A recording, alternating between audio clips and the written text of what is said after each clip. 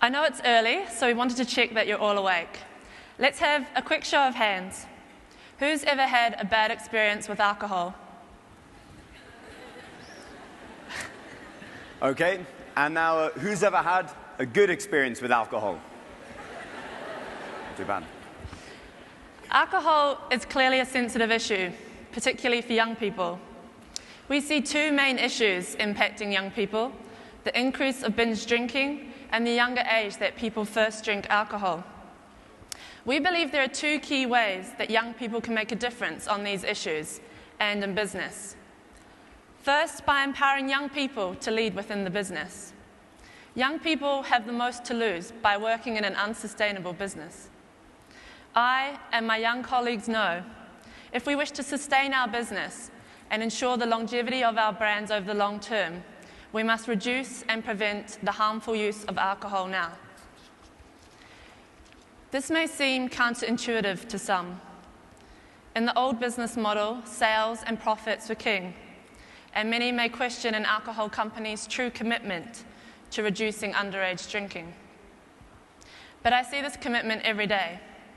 I work closely with our global marketing teams to ensure our campaigns comply with our own code of ethics for advertising and to keep it updated, especially as it affects young people. How we advertise our brands is constantly changing.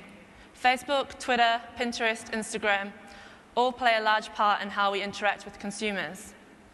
But in some countries, advertising regulations have never been extended to cover digital marketing, or at least not comprehensively. These technology changes are outpacing the law. But the law can never provide for every sector, every at-risk population, or every digital innovation that comes our way. That is why as social media evolves, the way we safeguard the interests of young people must also evolve. We audit all our platforms for the average age of users, restrict access to brand pages where possible to those above the legal drinking age, and ensure our content is not likely to encourage underage or harmful consumption. Companies must act not just in compliance with the law, but beyond it, to a higher statement of ethics. So as Nicola has explained, our company is trying to be responsible in our actions, as I think are most who attend One Young World. This is good, this is not enough. So the second key message is that as the younger generation, we have to challenge companies to look beyond themselves and to actually lead positive change within their industries.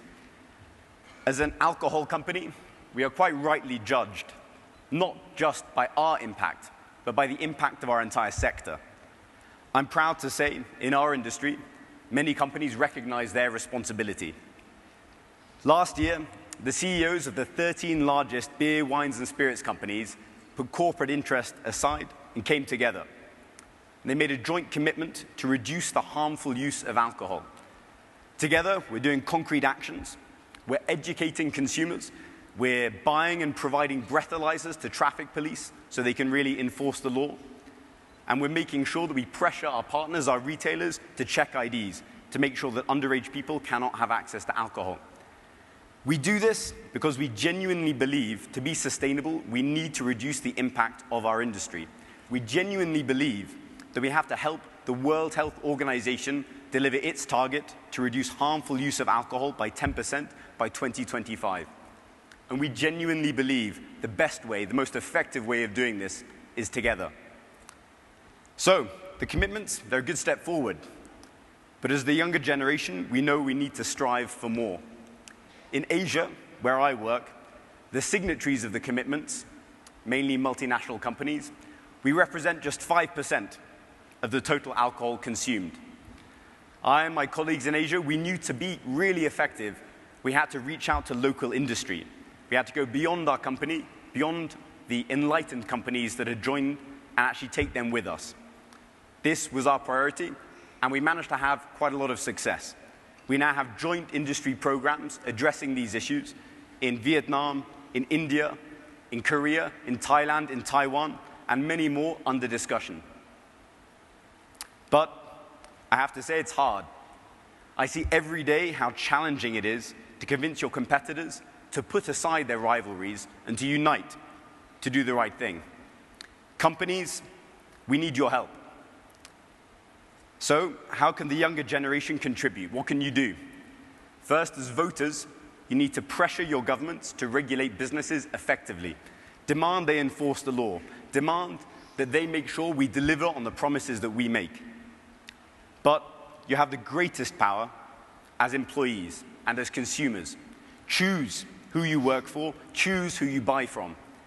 When you go back home, challenge your companies, challenge your peers. How effectively are we rewarding those companies who are trying to do the right thing? And how effectively are we punishing those who don't? Our generation can connect with each other globally to really know what business is doing. If we pressure politicians and we pressure profits, we will deliver real change. We have the tools to make our voice heard in the media, at the ballot box, and at the cash register. We urge you, please use them. Thank you.